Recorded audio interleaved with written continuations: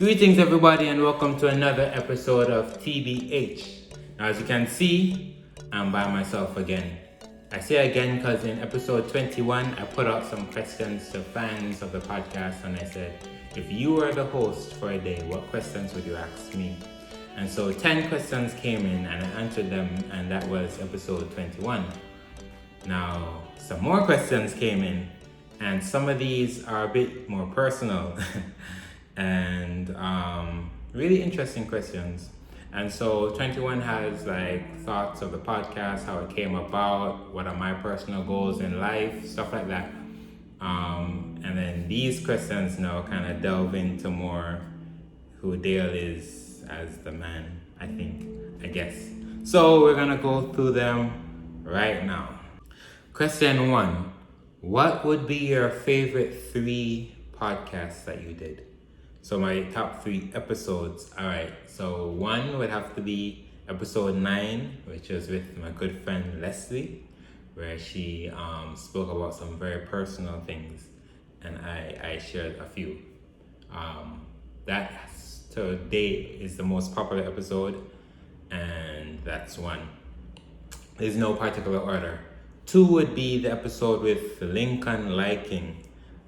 The feedback that I got from that episode, the word I kept hearing was enlightening. Right? This is so enlightening, or eye-opening. I think it's eye-opening. People kept saying eye-opening. Like he really pulls back the curtains on a lot of things that are going on. So that's the one with Lincoln. And the third one would have to be the one with Pastor Dudley Francois, and he speaks about jewelry.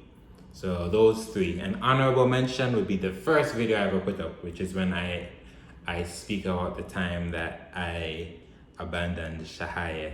I call it the meltdown. But yeah, those 3 and that honorable mention. So check them out if you haven't seen them yet. Question 2. What is your strongest belief being an SDA member? So I'm a Seventh-day Adventist, and my strongest belief is that God is love. I think everything that we believe as Christians must point to the fact that God is love. Number 3, if there was one thing you could change about you, what would it be? I would be able to sing. Now, I don't want to be ungrateful. I can sing bass. I can do bass. I sing bass a little bit. I used to sing on choirs, and every now and then on my group Surrender. Rejoice, rejoice, Emmanuel.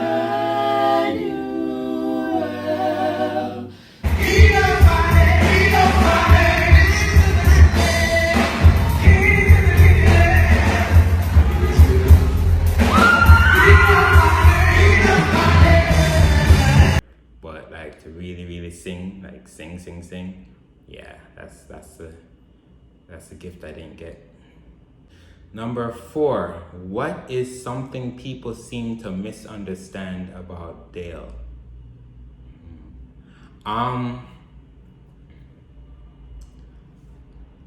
So people, not everybody, of course, but some people, my mother keeps correcting me. Apparently persons isn't correct. I don't know. But some people have an accurate picture of who I used to be. And then the misunderstanding is they're looking at present day Dale through yesteryear's lens. Yeah. I don't know if there's anything I can do about that. But yeah. You know, them deep sea. I don't even wanna judge them. I was gonna call them the deep sea fishers. But yeah, sometimes it happens. Sometimes your change isn't as public as your fall. And so, yeah, it just is what it is. All right, number 5. What is your most embarrassing moment? All right, so I have a couple. And they are all surrounding poetry. I have 4 bad performances that I can recall. Normally when I do poetry, it goes well, but then there are 4 bad performances. One was at NCU Chapel, and I started to freestyle. I forgot that they all involve me forgetting words. I started to freestyle for one, so I played it off when I did Green for the first time. There's one when I did a poem for DCS, and I just couldn't remember the words, and it's horrible. There's one when I was doing Light for Weekend Alive, couldn't remember the words, it was horrible. But there's this one time that trumps them all. So when I moved to New York, once I moved to New York, I was on a different level. Like, anytime I was performing poetry, it was good. It was well received. It was great, or it was alright, but nothing bad, you know, depending on the audience. But most times it went well. So I'm on a roll here in New York, right? Bam. Alright. Now I go to this particular event and I'm doing a poem. And the poem's going great. And I remember this one female in the congregation, she really seemed to be like into it, like she's nodding and, you know, responding. And you always find those persons because they kind of give you a boost. And so after the service, I went over to talk to her. By the way, she's an attractive young lady. And I'm new in New York, so, you know, I'm trying to network. Alright, so so I go over and I introduce myself and we talk, not for long, just an introduction. And she invites me to do a program that she is doing for her church, right? Where I wasn't her church. And so she invites me to a program at her church. And the name of the okay, I'm gonna be specific. The name of the program was House of Praise. And so she wanted me to write a poem called House of Praise. So this is not me pulling up one of my poems, it's me creating something. Sometimes when I'm asked to do these things, they're written really last minute. So I finished writing it the day before the program. And so I go over it, you know, get myself acquainted with it, and so I'm like, all right, let's go. It's a Friday night. So I go to the program on the Friday night. Now bear in mind, it's her church, never been to this church, so I'm a guest performer, guest poet coming through. What I did not know was that it was a Haitian church, right? So, now I don't know if it was because of that, you know, Haitians and the language barrier or what. And if you know anything about my poems, they're based on puns and wordplay and, you know, that kind of thing. Not just like sheer emotion or just how potent the words are. It's really about the wordplay. Now, I don't know if it was a language barrier or what, but I'm starting and I'm saying these puns and this word, and there's zero response. They were just looking at me like, what is this guy saying? It was just like, and then once that happens, like, the anxiety just starts to creep in and the nerves, and that's when the words just kind of creep out, and I like, not even midway through, probably like a third through, I couldn't remember a thing, like, gone. It already wasn't hitting. It already wasn't connecting, and then it was so bad. Like, I was so embarrassed, and they had a guest speaker, and you had to do that side or whatever he said, and I just came. I just walked down, and it was horrible. And I've never seen the girl again. I remember even after that, I was at a different event, and I was to perform poetry there. And I was sitting beside another young lady who I was just meeting, and we were talking, and I told her that I'm a poet. And she was like, yeah, I know, I was at the House of Praise. No. Number 6. How come you're not married yet? LOL, you don't have to answer that. I mean, I would have, but if you say I don't, I won't. Number 6. What's the most important thing you've learned in your life? What was your life like before learning it? What has your life been like after learning it? The most important thing I would say, I mean, I don't want to be like to love God or whatever.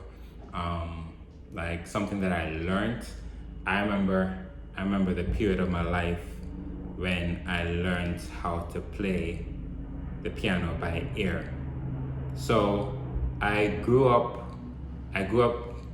My father's a music teacher, and he taught me to play as long as I've known myself. I've been playing, but I learned to play by notes. Learned to play by notes only. And he was like a real classical man.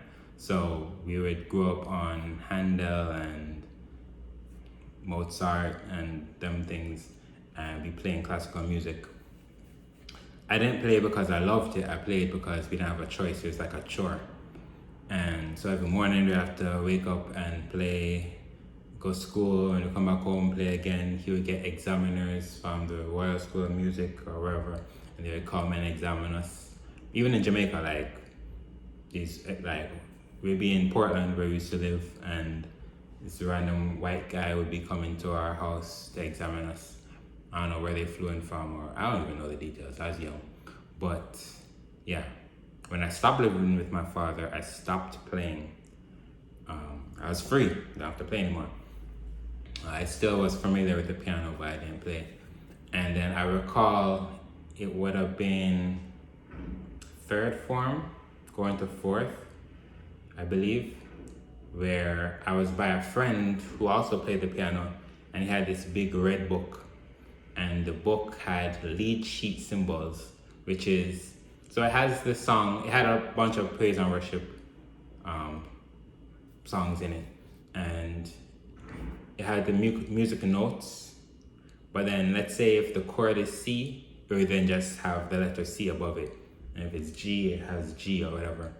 And so it's the first time I've ever seen that. I was just reading music notes all my life, and so I started to just kind of follow and just play the chord, and then I was able to just kind of play a few of those praise and worship songs like that. And then I started to realize that there are certain patterns that kept repeating themselves, and so I started to take those patterns and I started to apply them to whatever, other songs, hymns, everything. And that's when you couldn't take me off of the piano. I would spend hours on the piano just figuring that out. And once I learned to play by ear, that's when I really developed a passion for playing the piano, and I decided I wanted to do that with my life. So what was life like before? I wanted to be, when I was a child, I wanted to be a police at first. And then I wanted to be a pediatrician. I don't think I really wanted to be a pediatrician. It's just when you're smart, I don't know, doctor is just one of those things you say. And pediatrician just felt like, yeah, a good thing to say. And then in high school, I realized that's not really what I wanted to do. And I was exploring some other things, being an entrepreneur, something in computers. But once I learned to play by ear, I had a passion for it, and I decided this is what I want to do with the rest of my life. And so after I learned that, music had consumed who I am as a person. Next question. If you were given the opportunity to produce a popular American gospel artist or choir, or play for a popular gospel artist or choir, who would that be? First, it would definitely be to play rather than to produce, at least now. And I would have to pick Tbh. I think Ty's music is the most eclectic out there. His band is like the best gospel band in my opinion, and in Corey Henry's opinion as well. Corey Henry has said that before, so yeah, I don't think it's that audacious to say that. And yeah, definitely be Thai for an artist. If I was to pick a choir, whew, let me just leave it there at Thai. It's either or. Stick with Thai. Next question. Other than music and poetry, what else do you love? Sports. And I could argue, I'm not going to say it's definitively, but there's an argument to make that I love sports more than music. I know that might be a shock for a lot of persons to hear, but I do spend more time consumed with sports stuff than with music stuff. And if there was an opportunity to go to a jam session right now or to go play football or basketball, especially football, I'd probably go and play that. What, Daddy?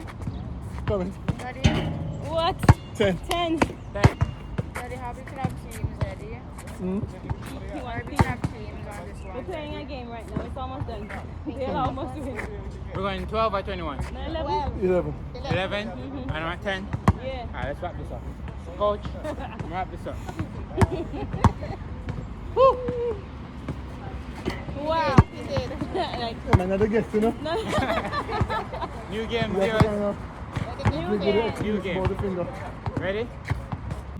In high school, I was known more for sports in high school than music.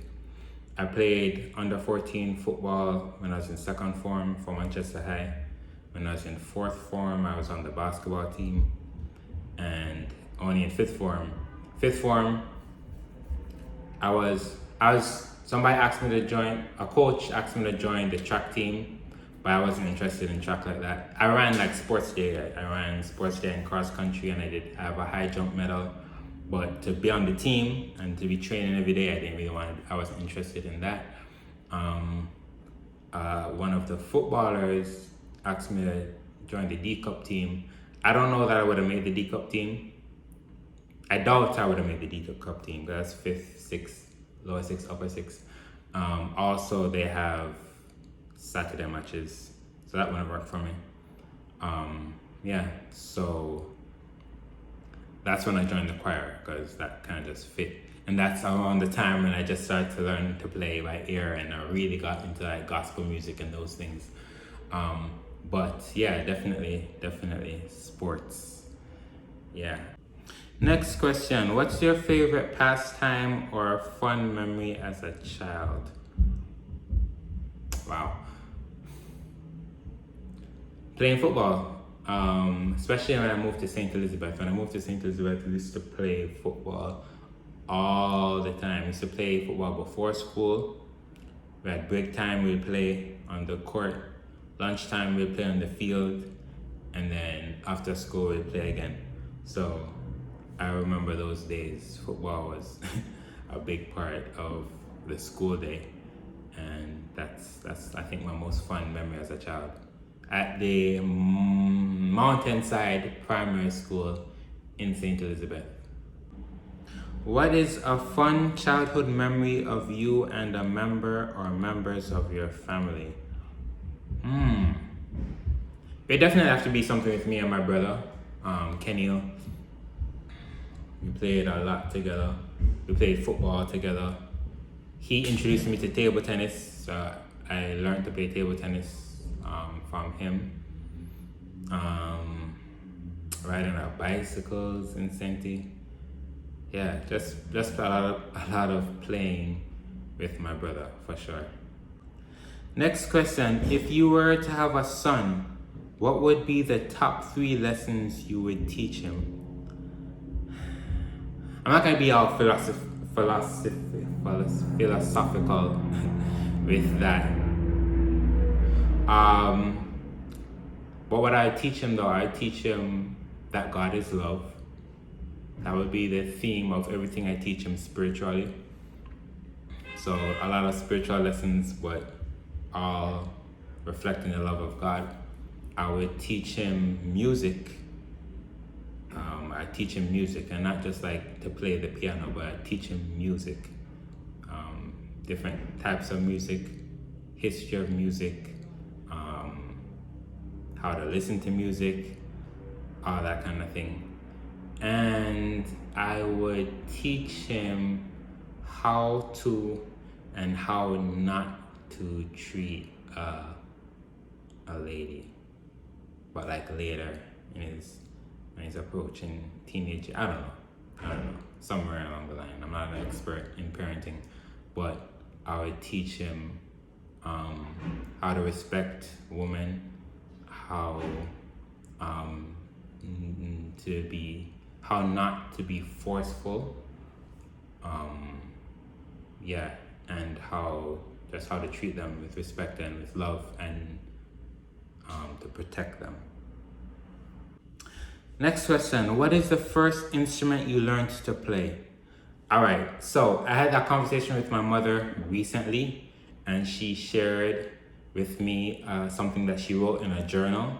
So apparently when I was 2 years old, I was playing the recorder. April 17, it's a Good Friday, 1992. I was so surprised to hear Dale playing the recorder. He's great. I don't know what that meant. I don't know if it was just that I had it in my hand and I was just making noise. I don't know what that means. But I obviously don't remember that. But she wrote it down in her journal.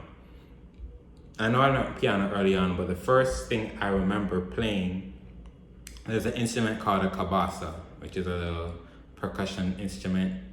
And you just kind of, that's the sound it makes. And we had a family band. So it's my father, who played accordion. My sister would have been on clarinet or recorder, I think. My brother would have been on drums, as in conga drums. And then I would have been on my little cabasa. And we used to go to, it's in the States, we used to go to like Burger King and other places, and we used to play. And then my father used to, because he had a studio, and so he used to give me like cards to pass out to the customers. I guess he gave me because I was like the little one. I would have been like 5. So nobody's gonna turn down the 5-year-old. So he used to give me cards and I used to go around and pass them out. But I remember we used to be in Burger King and we used to all play, and I used to. There's another story that my father told me where I would have been playing a cymbal.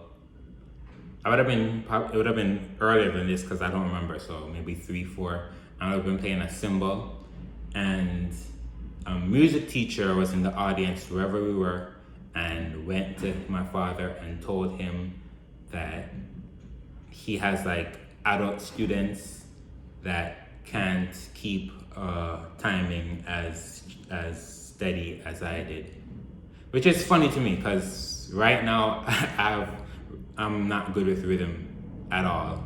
But yeah, I remember that story they told me. So yeah, one of those, either the recorder or the cabasa, and piano would have been in there somewhere.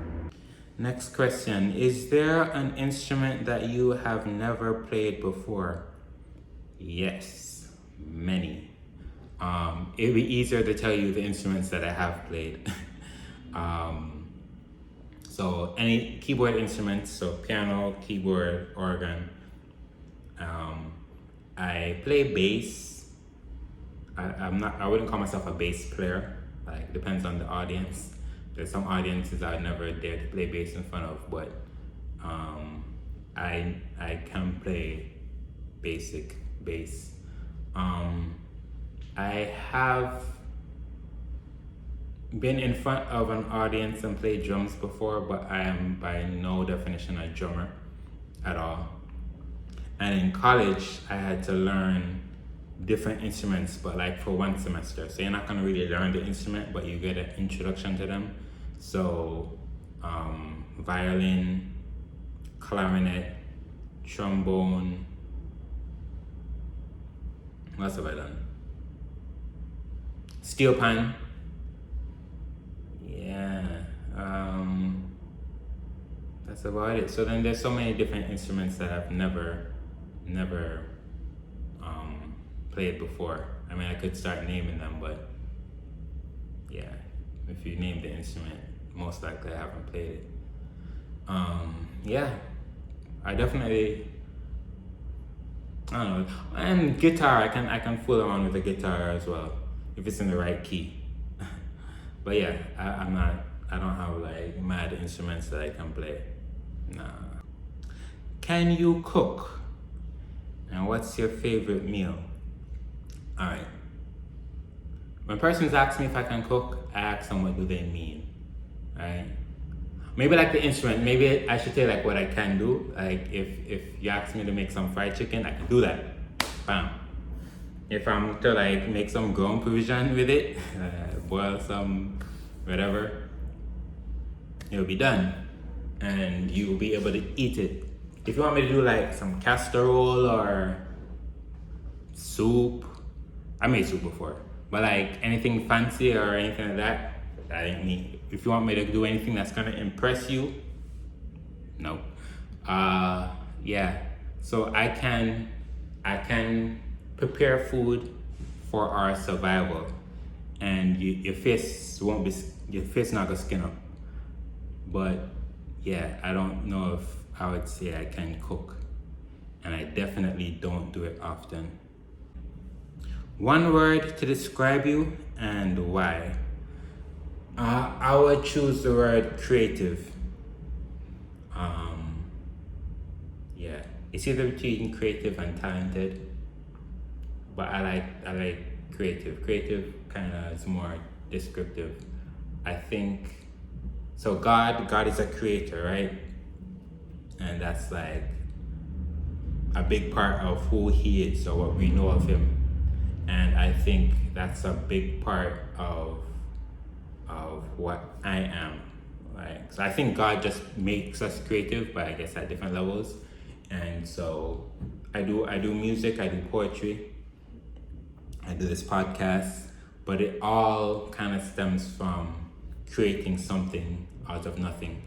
And so I think I'm able to do that. I think that's one of the abilities God has given me, whether it's a poem and just the concept of it, or the execution, or writing a song, or arranging a song that already exists, but like creating a whole different feel, or even just the idea of making this podcast and finding topics and guests. It's just whichever guest comes on or whatever, it's something I would have envisioned, and then bringing that vision to reality. So, and I've written stories in high school, and some of my poems I've done videos for, and I've created the ideas in the video. So there's just certain things that I envision, and I like bringing those visions to reality. So the one word that I would use is creative. Let your light so shine before men, that they may see your good works and glorify your Father which is in heaven. See, when I look at the verse, it has me finding that everybody has a light, but not every light is shining. Like foolish virgin lamps, or firewood damp, or ignition with no gas in the tank, or light bulbs with no money in the bank.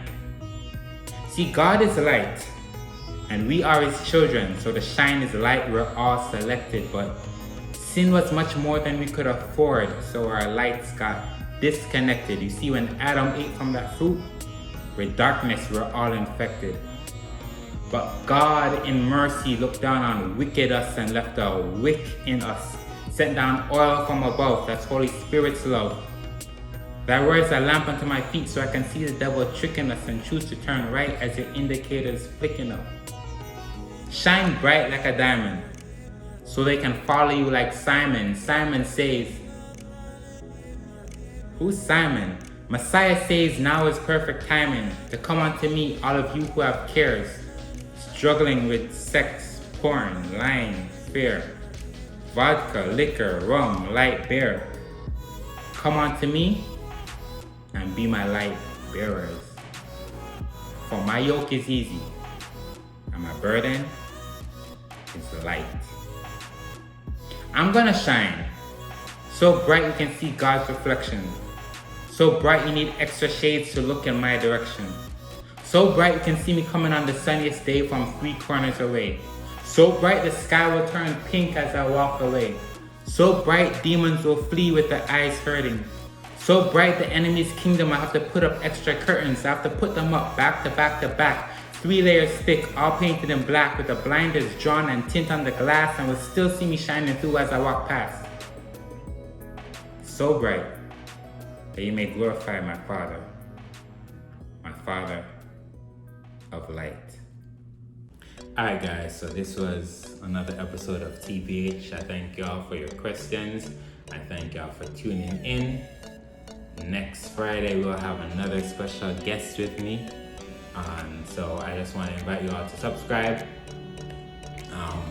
turn on the notification bell, check out the previous episodes if you haven't done that as yet, and thank you for being a part of this TBH movement.